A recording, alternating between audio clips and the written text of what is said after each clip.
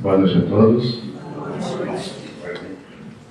Bom, para quem não me conhece, e para quem já conhece, eu estou geralmente no cantinho ali, tocando violãozinho, cantando a música, né? Fazendo a harmonização. E hoje eu estou aqui com vocês para a gente falar sobre um assunto importante, que chama-se a reencarnação. Tá? Hoje eu vou falar sobre a questão da reencarnação e eu começaria dizendo o seguinte. Nós tivemos um cientista, Einstein, um dos maiores cientistas que o planeta já teve, em 1955, em 1926, ele disse essa frase aqui: Deus não joga dados. Por que ele falou isso? Através de muito estudo, muita pesquisa, um cientista extremamente inteligente, ele chegou à conclusão de que nada acontece por acaso.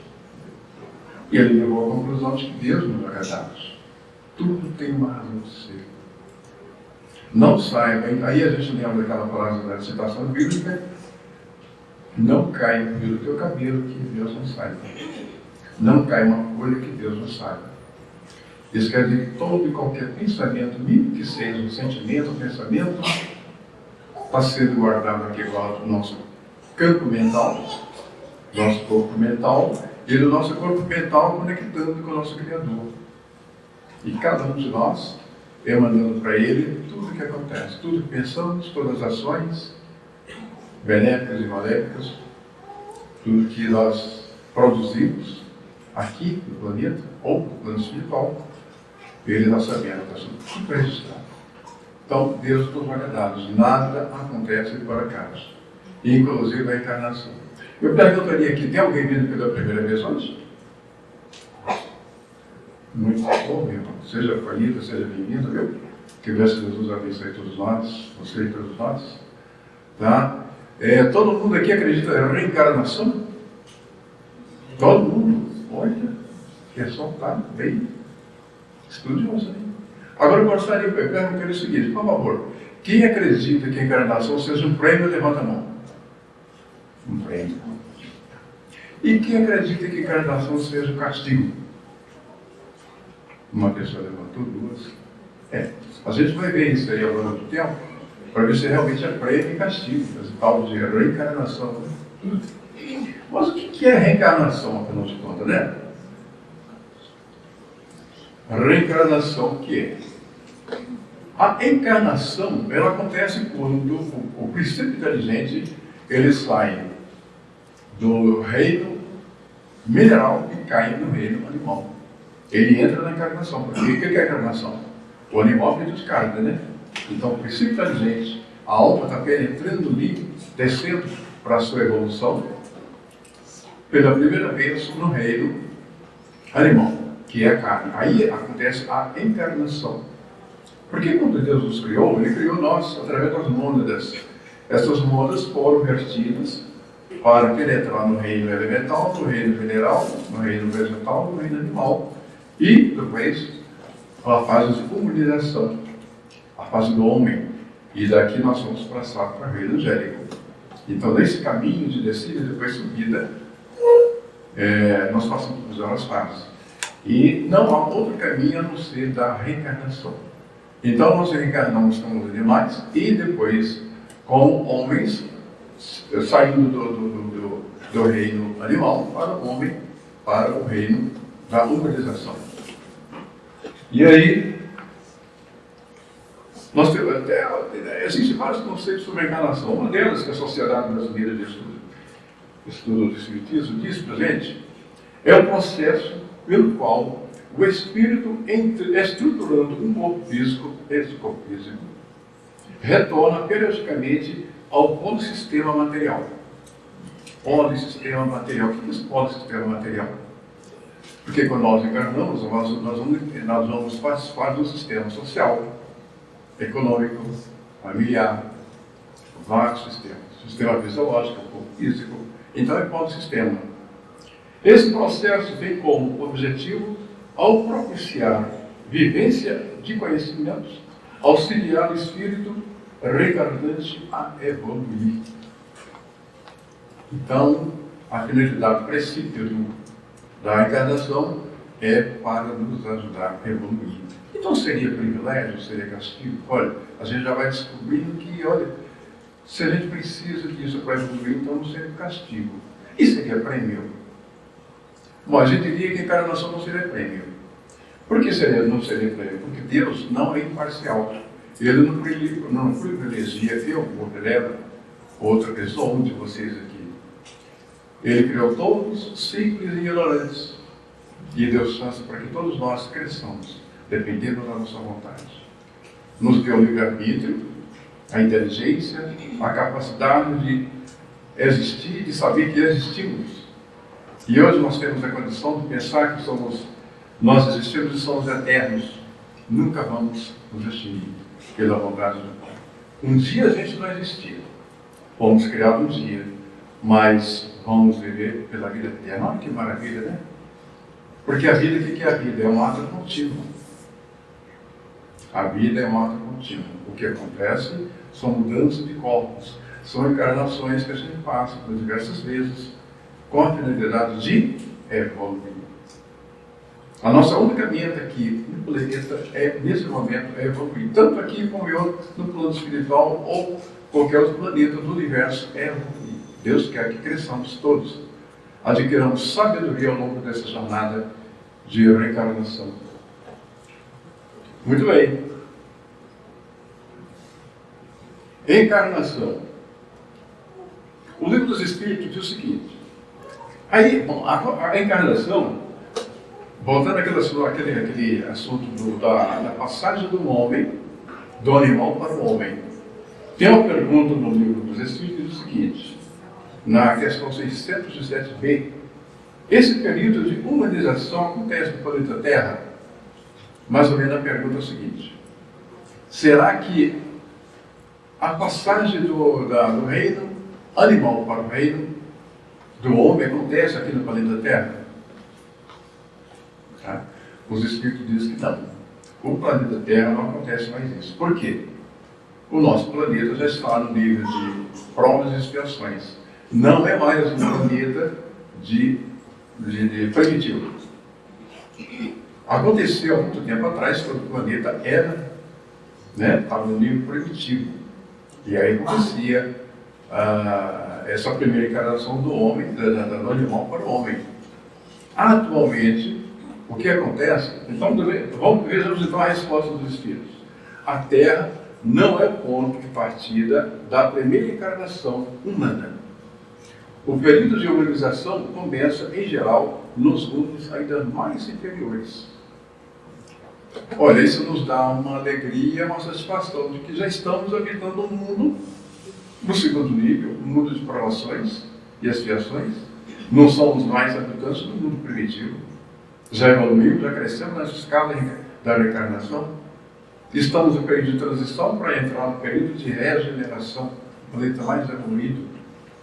E tem muita gente que está correndo para ver se vai conseguir reencarnar aqui de novo para pegar esse período de regeneração. E vai depender da obra de cada um de nós, da nossa tomada de atitude, da nossa vontade de querer mudar. Fazer aquela mudança de dentro para fora para conquistar o amor, conquistar a sabedoria. Mas nós temos uma receita muito eficiente para isso, para conseguir. O Evangelho do Cristo. Não tem outra receita, não tem outro modelo que nos sirva para que consigamos atingir a nossa perfeição. Perfeição plena até que não, que perfeito só Pai, mas chegar perto da perfeição sim. E cada encarnação nos dá uma chance de a gente conseguir essa intenção.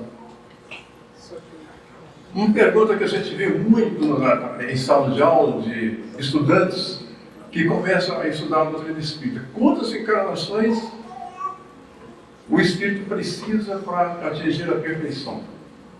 Quantas encarnações? É pergunta aos meus pais, é uma dúvida. Vocês também têm dúvida, não tem? Tem, porque eu também tenho dúvida. Quantas encarnações a gente precisa? Olha, não há resposta para quantas encarnações.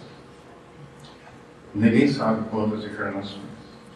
Há um cálculo feito, que podemos dizer assim, Em 1000 anos, quantas encarnações a gente provavelmente teria? Vamos fazer um cálculo: 50 anos encarnados, 50 anos encarnados, 100 anos, né? Então, dentro de 1 milênio, 1000 anos, nós temos 10 encarnações. 10 encarnações. Em 2000 anos, 20 encarnações. É mais ou menos o cálculo que podemos fazer, que isso aí não tem como fugir. É matemática, né? É uma realidade. Mas saber quantas encarnações nós somos é necessário para o Espírito, não tem resposta para isso. E os Espíritos nos dizem o seguinte: eles nos falam o seguinte. Na questão 168 do Livro dos Espíritos, o número de existências corporais é limitado ou o Espírito reencarna perpetuamente? A resposta: a cada nova existência, o Espírito dá um passo no caminho do progresso. Quando se liberta de todas as suas impurezas, não tem mais necessidade das provações da vida corporal. Que beleza! Um dia nós vamos ficar livres da vida corporal, das encarnações. Depende de quem? De Deus? Não, só de nós. Na nossa vontade de querer crescer.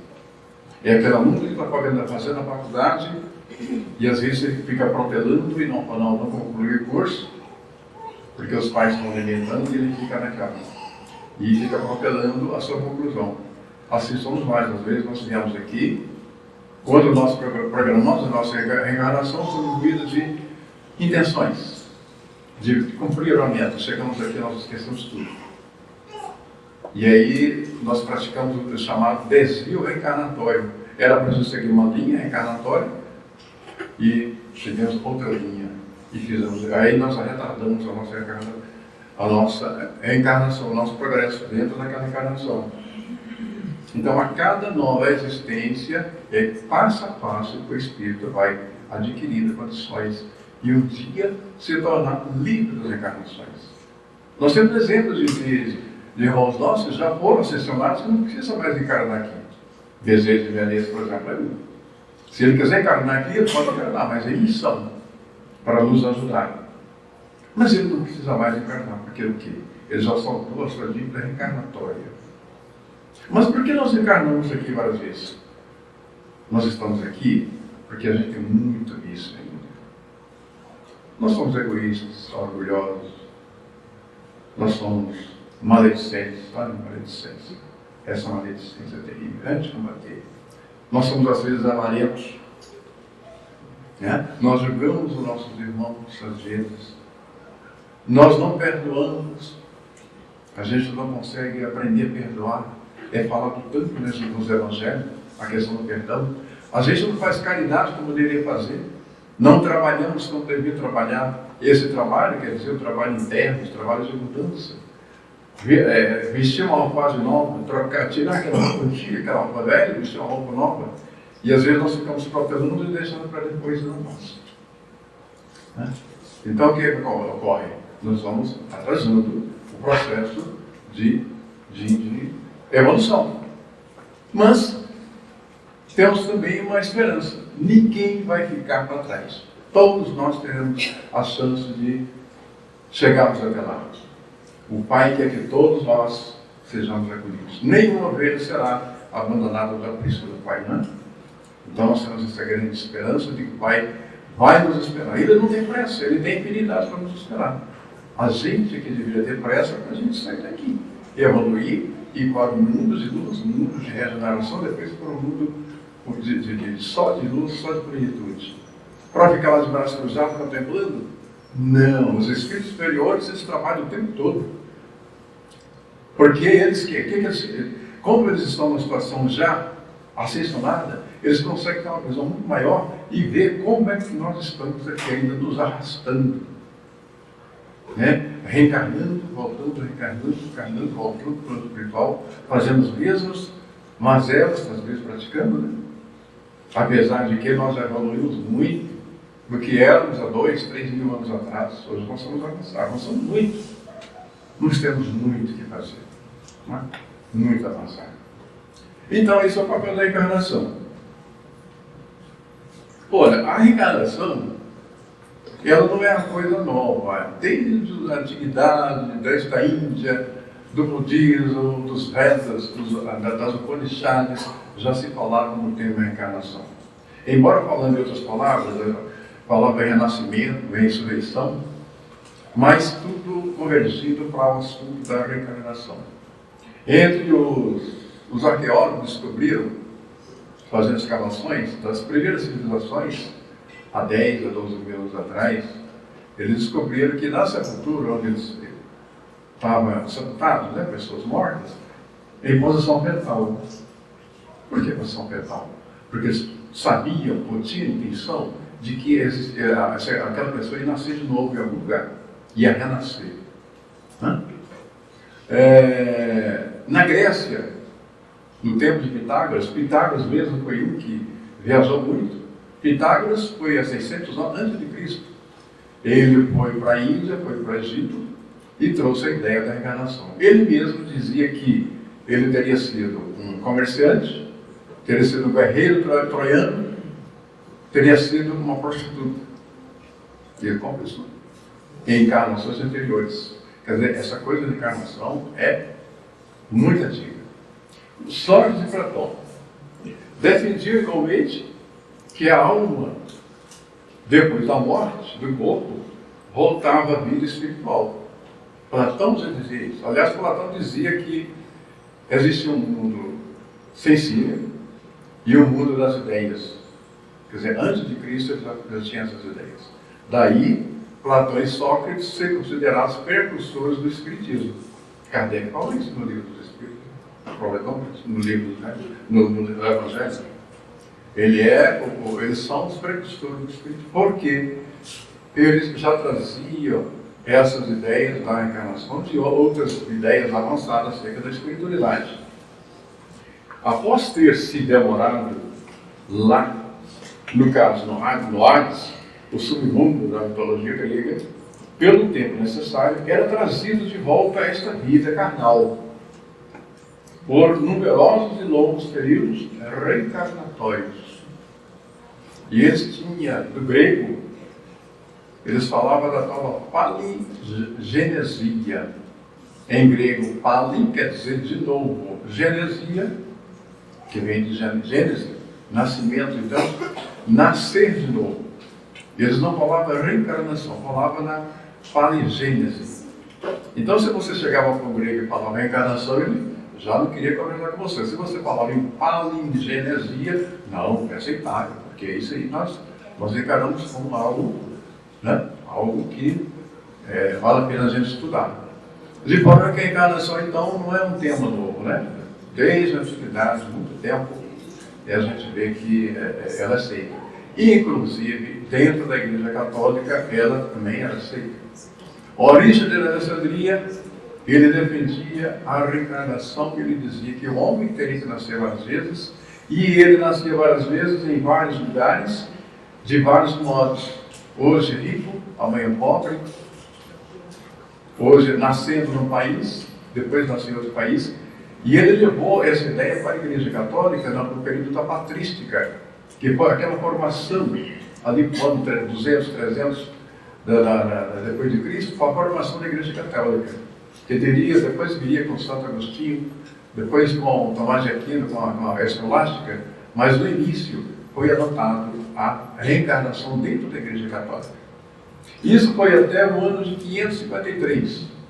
Segundo os historiadores, dizem, até o ano de 553 depois de Cristo, sob o imperador Justiniano, que ali foi feito o concílio de Constantinopla, que foi retirado da Igreja a reencarnação. Motivos?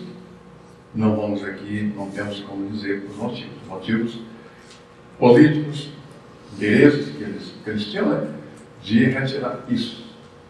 Porque no ano 400 o Papa Anastácio já tinha condenado Orígenes, né? já tinha excomungado a igreja, já tinha tirado todas as concepções de encarnação. E aí, lá no concílio de Constantinopla, em 553, foi retirado essa questão da reencarnação. Aí, daí para cá, a questão da reencarnação, durante a Idade Média, a igreja dominou toda a cultura, todo o conhecimento, porque a maioria de nós éramos analfabetos. não tinha acesso à cultura, não tinha acesso à Bíblia. A Bíblia era em grego, depois que ela foi traduzida por muito tempo. O primeiro a traduzir a Bíblia de grego para o alemão foi o Lutero, já em 1500 e pouco. Então, todo o conhecimento estava na mão da Igreja Católica. Então, essa questão da reencarnação ficou guardada. Ninguém falava reencarnação mais. Até que, no século XIX, com o advento do Espiritismo, em 12 de abril de 1857, na publicação do Livro dos Espíritos, veio de novo à tona a questão da reencarnação. Mas a reencarnação veio escancarada para a gente. Veio explicando por que a gente reencarna, o motivo da reencarnação, o processo de reencarnatório, a programação reencarnatória, tudo explicado no Livro dos Espíritos. E às vezes mais a obra de Allan Kardec também se referindo à questão da reencarnação. Aí ela vem para nós, sem dúvida, de forma esclarecida. Mas durante muito tempo a reencarnação foi esquecida. Muito bem. Allan Kardec, no Livro dos Espíritos, ele fala o seguinte: a ideia da reencarnação não é recente nem foi inventada pelo Espiritismo. Olha, ele admite a simplicidade dele, né? A honestidade de admitir que não foi inventada a reencarnação pela doutrina espírita. Apenas a doutrina espírita pegou a reencarnação, codificou, estudou cientificamente, filosoficamente, e dentro do teor da moral do Evangelho, e nos trouxe essa coisa compilada, maravilhosa, que é a doutrina espírita. Continuando, trata-se, na verdade, de uma crença muito antiga, cuja origem se perde no tempo. É aquilo que a gente falou, há muito tempo se conhecia. A ideia da transmigração das almas formava, pois, uma crença vulgar, aceita pelos homens mais eminentes. Esses homens mais eminentes que está se referindo eram o quê? Filósofos. Porque a grande população não tinha acesso à cultura. Quem tinha acesso à cultura eram os filósofos, que começou lá com o pré-socrático na Grécia, 600 a.C., depois veio Aristóteles e Platão, e veio seguindo dominado pelas mãos dos filósofos. Então, a reencarnação não era, eles admitindo que era novo, não era coisa nova, que já era uma coisa antiga. Só tem uma diferença entre no que os gregos acreditavam sobre a questão da reencarnação, é que eles acreditavam também que havia a metempsicose. O que é isso? Metempsicose é a possibilidade de um espírito encarnar num animal, num cachorro, num leão, num gato e até no vegetal. Eles admitem essa ideia da metempsicose. Tá? Coisa que Kardec ele não aceita, peremptoriamente, na narrativa que ele nos traz, ele não admite, e os espíritos também não admitem a metempsicose, porque aí seria uma regressão, seria um retrocesso. E o espírito não entra agora, ele não retroage. Tudo que nós aprendemos fica acumulado aqui no corpo mental e jamais será perdido aquilo que aprendemos. Simples pensamentos, simples atos que a gente aprende no dia a dia, fica registrado no nosso corpo mental. Então, renascer no corpo de um animal ou de vegetal já estaria regredindo. Então, é inadmissível dentro da filosofia da doutrina espírita. No que eu concordo também, né? Porque seria uma regressão. Tá? Então, e hoje, até hoje, não se acredita nessa coisa da possibilidade da encarnação de um homem no corpo de um animal. A pergunta é o seguinte: será que na Bíblia tem alguma coisa que fala sobre reencarnação? Tem gente que não, diz que não, mas a gente sabe que sim. Só no Novo Testamento tem cerca de 5 a 6 citações que falam sobre reencarnação. A gente não vai falar todas elas aqui, mas a gente vai comentar sobre uns casos pitorescos dentro do tema reencarnação. A transfiguração de Jesus. Todo mundo sabe o que aconteceu, essa transfiguração, né? Jesus, um belo dia, convidou João, Pedro e Tiago para passear com ele, subir com ele no monte Tabor, fica lá na Palestina. Esse monte ele tem cerca de 680 a 600 metros, 580 a 600 metros de altura. Jesus subiu com eles nesse monte, e eis que Jesus se afastou um pouco, depois eles viram Jesus todo transfigurado, o rosto brilhando, a roupa toda brilhando, né? Aquele era uma reação do perispírito dele. O poder mental dele era tão grande que ele podia. E no plano espiritual nós podemos também modular o nosso perispírito da maneira que podemos, dependendo do nosso nível evolutivo, nós podemos modular. Por isso que nós vemos muitos espíritos que nos aparecem, que são materializados com determinadas roupas, porque eles modulam a vestimenta e modulam o perispírito do jeito que querem no plano espiritual. Aqui não temos essa capacidade. Mas Jesus, com a capacidade mental que ele tinha, e ele levou 3 médios, que era João, Pedro e Tiago, para fornecer para ele também ectoplasma, para que se fizesse aquela materialização. O que eles viram lá com Jesus naquele instante que Jesus estava transfigurado? Elias e Moisés. Moisés tinha morrido há 1.500 anos atrás, Elias há 900 anos atrás, mas eles estavam ali presentes com Jesus. E eles ficaram admirados. Até Pedro falou assim: Senhor, nós vamos fazer então para você uma tenda para você, outra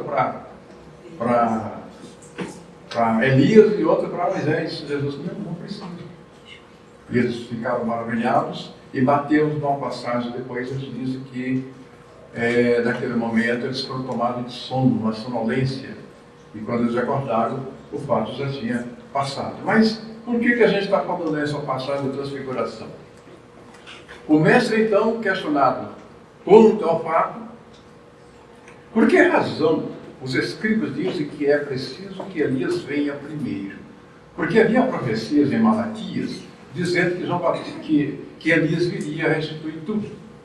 E eles ficaram assustados, né? Se Elias vinha, como ele estava ali naquele momento. Era uma dúvida que surgiu na cabeça do Paulo, né? Aí Jesus responde, ao responder que Elias já veio, mas não o reconheceram, isso tem Mateus, ele afirma aos seus discípulos de forma categórica o motivo de João Batista ser, na verdade, a reencarnação do profeta Elias. Então ele estava dizendo que Elias seria o João Batista. Mas ele não podia, Jesus não podia aprofundar aquele assunto para aqueles apóstolos, que ele não tinha capacidade ainda de entender o que Jesus dizia. Jesus apenas disse: olha, Elias é João Batista, ele veio e ninguém o reconheceu. Mas Elias estava ali, era Elias que tinha vindo encarnado e vocês não viram. Outro fato importante na Bíblia é a questão daquela conversa de Nicodemos com Jesus. Nicodemos era um fariseu, era o doutor da lei, na Palestina, na região da Galileia, e talvez Jesus já tinha tido conversa anterior com Nicodemos, tanto que à noite, quando Nicodemos à noite foi procurar Jesus, né, teve com ele à noite para que outras pessoas não vissem ele ali, era escondido dos demais colegas, ele vai conversar com Jesus e diz o seguinte, isso está em João 3, havia entre os fariseus um homem chamado Nicodemos, um dos príncipes judeus. Este de noite foi ter com Jesus e lhe disse: Rabi, sabemos que és mestre vindo da parte de Deus, porque ninguém pode fazer estes sinais que tu fazes se Deus não estiver com ele. A isso respondeu Jesus: em verdade, te digo que se alguém não nascer de novo, não pode ver o reino de Deus. O que Jesus está falando aí? De reencarnação. Ou seja, aquele que não nascer de novo durante a vida, que a vida é um ato contínuo, ela nunca vai parar a vida. Ela começou um dia, no dia que fomos criados como ser inteligente, como mônada, como celeste, como centelha divino, daí ela começou, como uma lâmpada que acende e nunca mais ela se apaga. Assim somos nós. E nós temos dentro de nós essa centelha divina que está acesa, latente, e jamais ela vai se apagar. Por que é que nós ficamos procurando outras coisas fora de nós? Porque não sabemos ainda descobrir e trabalhar e explorar essa centelha divina que está dentro de nós. Então, o que ele diz? Aquele que não nascer de novo não verá o reino dos céus. O que é o reino dos céus? O que eu queria dizer reino dos céus? A gente entende que seja quando todos nós, após o ciclo reencarnatório, nós ascender a um nível, a um planeta superior, onde não existe mais necessidade de encarnação. Não precisa mais de sofrer, não precisa mais de fazer maldade com os outros, não precisa ficar falando mal dos outros. Vamos dizer plenamente, viver plenamente o amor, construindo. Vamos nos tornar construtores de universos. Vamos nos tornar construtores de galáxias, de planetas, de sóis, de sistemas planetários imensos. Porque hoje nós somos co-criadores, como diz André Luiz no livro A Evolução dos Mundos, somos co-criadores em plano menor. Porque Deus não pode vir aqui presente. Então ele utiliza nós para fazer a obra dele, que é justamente o trabalho do princípio de inteligência com a matéria, um ajudando o outro para crescer. Esse é o trabalho, em plano menor. Um dia vamos fazer esse trabalho, outros trabalhos em plano maior, construir outras coisas que pode ter a nossa concepção, o nosso raciocínio. É isso que Deus quer, que a gente aprenda tudo aqui agora. Aprender a amar, aprender a fazer tudo, aprender tudo, atingir sabedoria. Para quando a gente chegar lá, ele possa nos utilizar para outras tarefas mais avançadas dentro desse grande universo. Então, em verdade, te digo que se alguém não nascer de novo, não pode vir a reino de Deus. Mas aí você tem uma dúvida, mas mestre, como é que o homem, depois de velho, pode voltar para o ventre da mãe e nascer? Para ele, na cabeça dele, realmente, não pode acontecer isso. E ele perguntou então para Jesus: como pode um homem nascer sendo velho? Pode, porventura, voltar ao ventre de matéria e nascer segunda vez? Aí Jesus responde para ele: em verdade, te digo que não, quem não nascer da água e do Espírito, não pode entrar no reino de Deus. E conclusiu: o que é isso? Nascer da água e do Espírito? Aí, olha, negócio. Para nós, Cristo, nesse momento, ele estava fazendo a distinção entre o princípio material e o princípio espiritual. A água é matéria, né? Então pertence ao princípio material. O espírito pertence ao princípio espiritual. Porque, na verdade, existem três realidades do universo. Deus, Criador de todas as coisas, o fluido cósmico, que é o princípio material, e o princípio espiritual. Então Jesus estava fazendo a diferença. Se você não nascer da água, por que ele fala da água? Porque a água era muito importante para a cultura daquele povo. Porque Pitágoras, por exemplo, você está pedindo aqui para a gente encerrar aqui o nosso bate-papo. Mas só concluindo um pensamentozinho aqui rapidinho. Pitágoras, por exemplo, ele dizia que tudo era formado por água.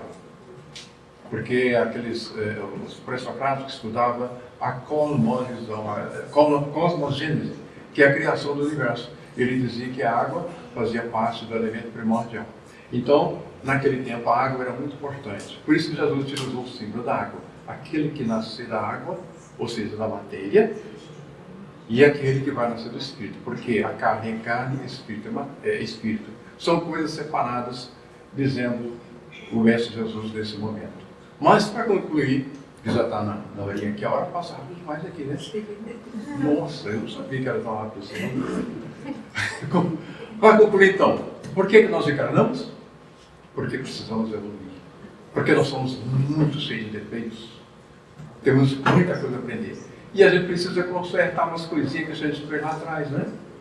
A gente assassinou, a gente traiu, incendiou, né? Fizemos muita coisa errada. Então a gente está aqui para acertar. As famílias brigaram muito no passado e estão aqui já novamente para se reconciliar. Aí é o fundamento da reencarnação. Por isso que precisamos reencarnar várias vezes. Eu dizia para vocês, vamos aproveitar ao máximo essa encarnação, gente. Cada minuto, cada segundo, cada minuto, cada dia, cada hora, cada ano, para a gente sair daqui mais rápido, para ascender ao reino de Deus, conquistar o reino de Deus, que está lá nos esperando. E não tem pressa. A pressa está em nós. que Jesus, o Mestre Jesus, esteja sobre todos nós. Muito obrigado, boa noite a todos.